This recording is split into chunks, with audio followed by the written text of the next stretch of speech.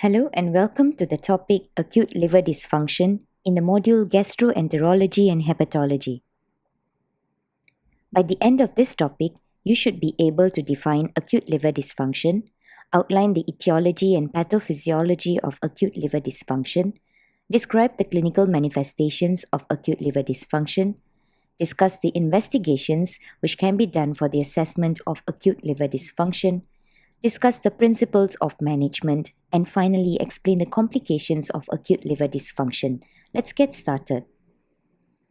Acute liver dysfunction, or also termed as acute liver failure, describes the rapid onset of hepatocellular dysfunction leading to a variety of systemic complications. It is defined as a rapid decline in hepatic function characterized by jaundice, coagulopathy, and hepatic encephalopathy in patients with no evidence of prior liver disease. Here are the common causes of acute liver dysfunction, which include paracetamol overdose, viral hepatitis, alcohol consumption, and acute fatty liver of pregnancy. Let's quickly go through them individually. So, drug-induced liver disease is generally divided into hepatocellular, cholestatic, and mixed picture. There is, however, considerable overlap with some drugs causing a range of changes to the liver. Among the drugs that tend to cause a hepatocellular picture would be paracetamol, sodium valproate, phenytoin, halothane, antituberculosis such as isoniazid, rifampicin, and pyrazinamide, statins, alcohol, amiodarone, metaldopa, and nitrofurantoin. Of course, this list is not exhaustive. However, these are the common drugs that tend to cause a hepatocellular damage picture.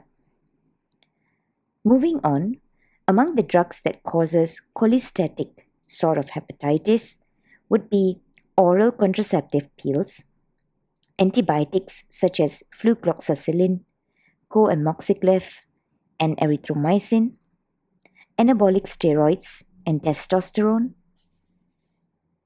sulfonylureas, fibrates, and rarely reported causes also includes nifedipine. Finally, liver cirrhosis, which can be secondary to alcohol and drugs such as methotrexate, metaldopa, and amiodarone. Next, let's take a look at ischemic hepatitis. Ischemic hepatitis is a diffuse hepatic injury resulting from acute hypoperfusion. It is not an inflammatory process. It is diagnosed in the presence of an inciting event and marked increases in aminotransferase levels exceeding 1,000 international units per liter or 50 times the upper limit of normal. Often, it will occur in conjunction with acute kidney injury or tubular necrosis or any other end organ dysfunction. Next would be viral infections. There are numerous causes of fulminant hepatic failure, viral hepatitis being one of the many reasons. Hepatitis A and B account for most of these cases. In the developing world, acute hepatitis B infection dominates as a cause of fulminant hepatic failure because of the high prevalence of the disease. Hepatitis C rarely causes acute liver failure. Hepatitis D, as a co-infection or superinfection with hepatitis B virus, can lead to fulminant hepatic failure. Hepatitis E, often observed in pregnant women in endemic areas, is an important cause of fulminant hepatic failure. Atypical causes of viral hepatitis and fulminant hepatic failure include cytomegalovirus infection, hemorrhagic fever viruses, herpes simplex virus, Epstein-Barr virus, and dengue virus. Next, let's take a look at the clinical manifestations. Here we have jaundice due to cholestasis, coagulopathy due to the decreased synthetic function of the liver, and that also explains hypoalbuminemia, renal failure due to hepatorenal syndrome, and hepatic encephalopathy when there's buildup of ammonia in the body which is not excreted adequately. Now let's take a look at the clinical manifestations. So mixed conjugated or unconjugated hyperbilirubinemia may be present due to the impaired biliary excretion, or also called intrahepatic cholestasis and hepatocellular injury. Acute liver dysfunction may be classified as hyperacute, acute, or subacute depending on the interval of the onset of jaundice to the development of hepatic encephalopathy. Hepatic encephalopathy due to brain edema is the main cause of morbidity and mortality amongst those with hepatic failure.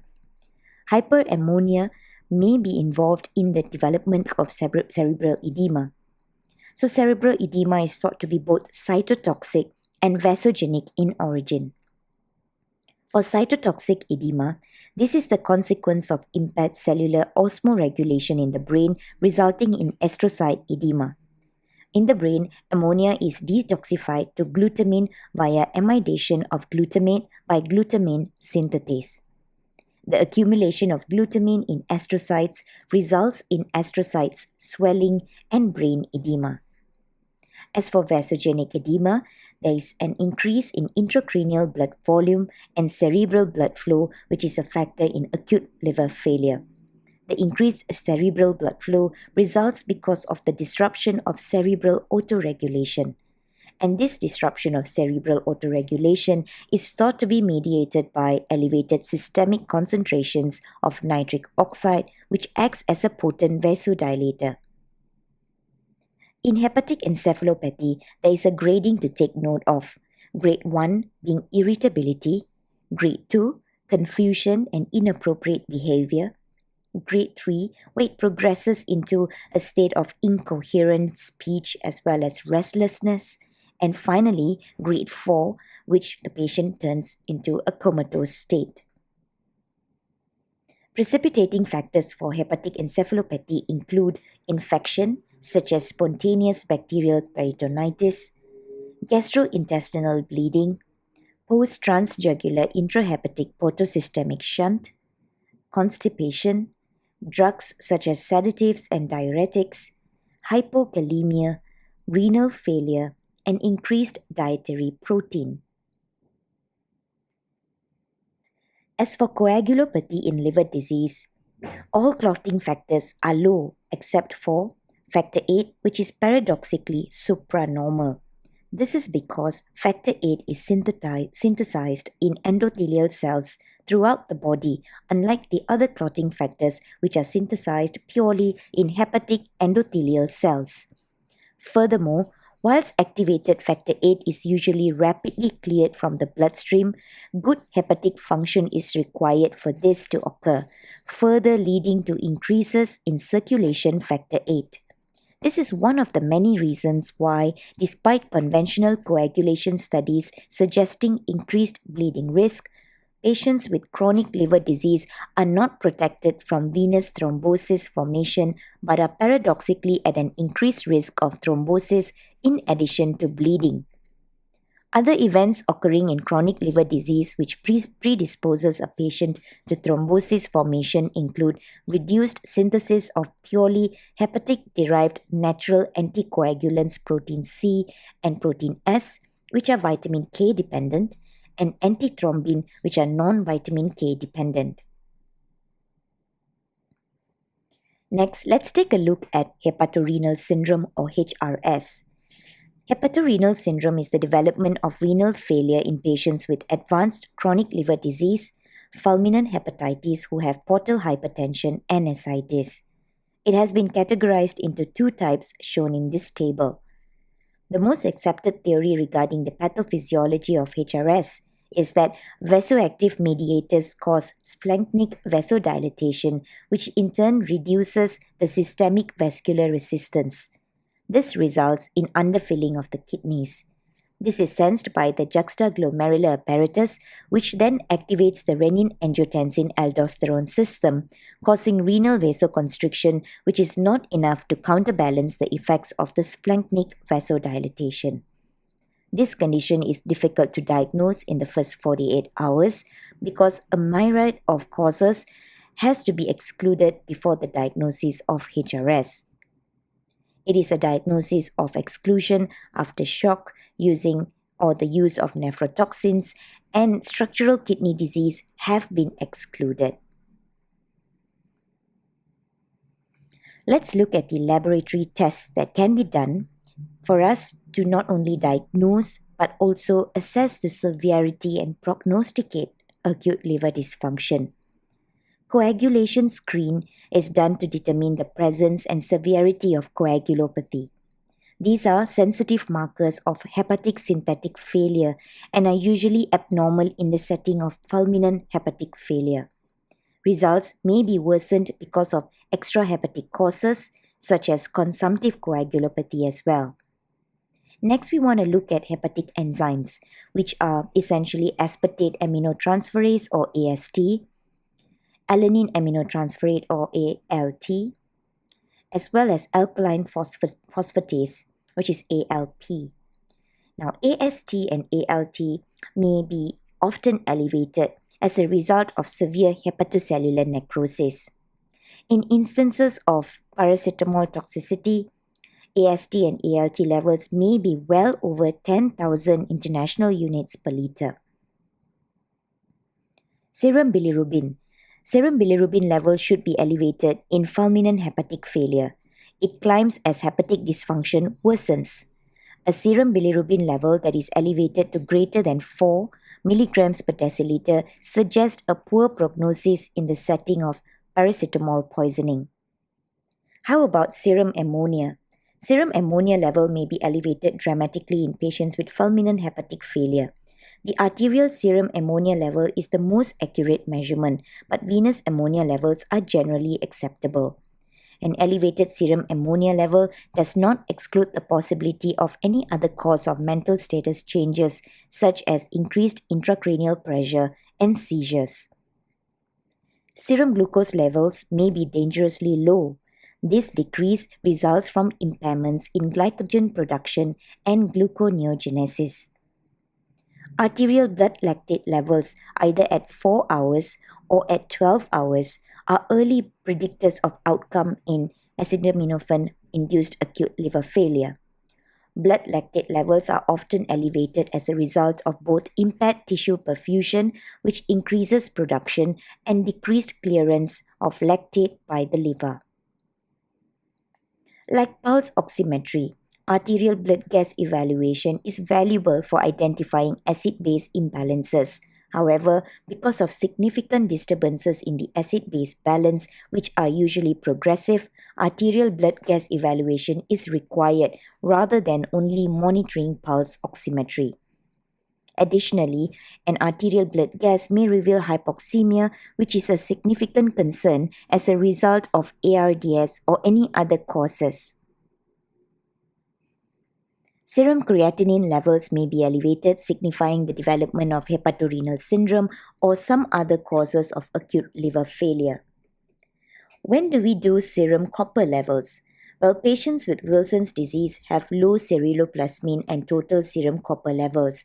However, ceruloplasmin acts as an acute phase reactant as well as a copper transporter, and the levels may be increased or depressed in a non-specific fashion as a result of hepatic failure.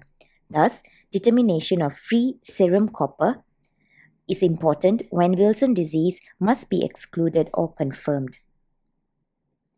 Not forgetting other antibodies such as anti-nuclear antibody levels or anti-smooth muscle antibody and immunoglobulin levels are important markers of the diagnosis of autoimmune hepatitis. In patients with liver failure from paracetamol or acetaminophen toxicity, the acetaminophen level may have decreased by the time a patient presents with fulminant hepatic failure.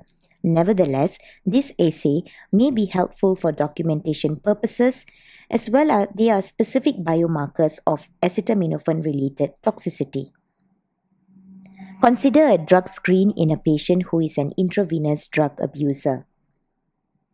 Most patients with acute liver failure develop infection during or before hospitalization. So patients are at risk of catheter sepsis and complications from all other invasive procedures. Here, early identification and treatment of bacteremia may be important, hence a blood culture has to be taken. Last but not least, as mentioned, viral hepatitis is also one of the causes of fulminant hepatic failure.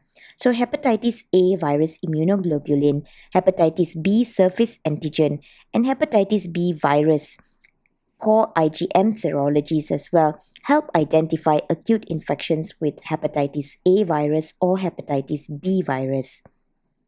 Hepatitis C virus antibody test results may remain negative for several weeks or months. Repeat testing may be necessary, but acute hepatitis C viral infection as a cause of fulminant hepatic failure appears to be exceedingly uncommon. If hepatitis B surface antigen assay is positive, consider testing for hepatitis D virus antibodies. These tests is particularly advisable if the patient is a known intravenous drug user.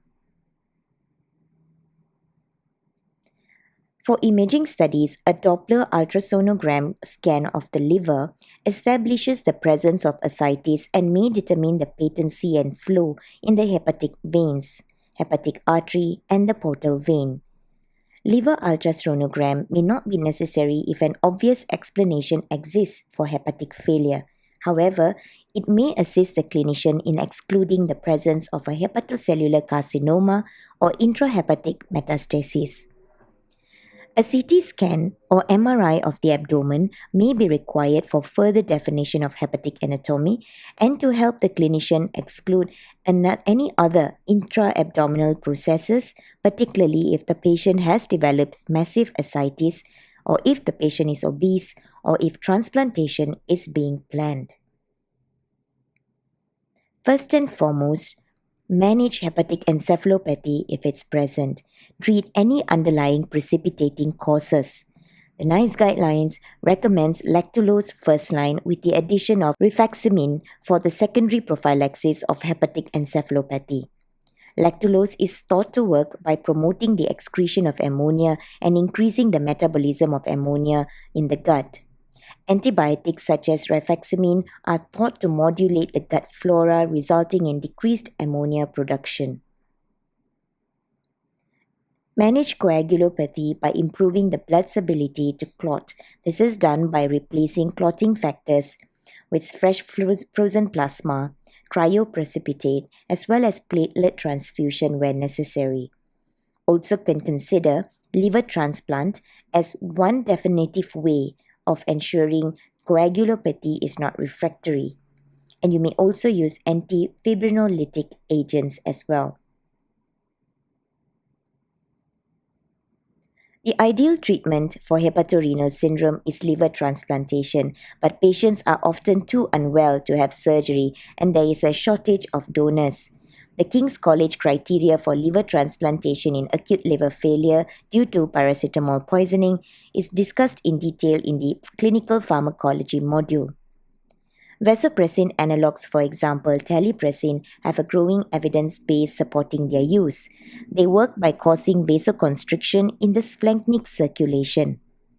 You may also consider volume expansion with 20% albumin to increase the circulatory volume in order to improve the perfusion to the kidneys. A transjugular intrahepatic portosystemic shunt is also a consideration in the management of hepatorenal syndrome or other complications of hepatic failure. To summarize, acute liver dysfunction, it is defined as a rapid onset of hepatocellular dysfunction characterized by coagulopathy, jaundice, as well as hepatic encephalopathy. We have looked at all the possible causes of acute liver dysfunction, which can be categorized into infectious causes, metabolic toxins or drugs, depository diseases, malignancies, as well as hypotension, which causes ischemic hepatitis. We have looked at the clinical manifestations, investigations that can be done to diagnose and to assess the severity of the problem, and finally, treatment or medical management for acute liver dysfunction. We have come to the end of this topic. Thank you.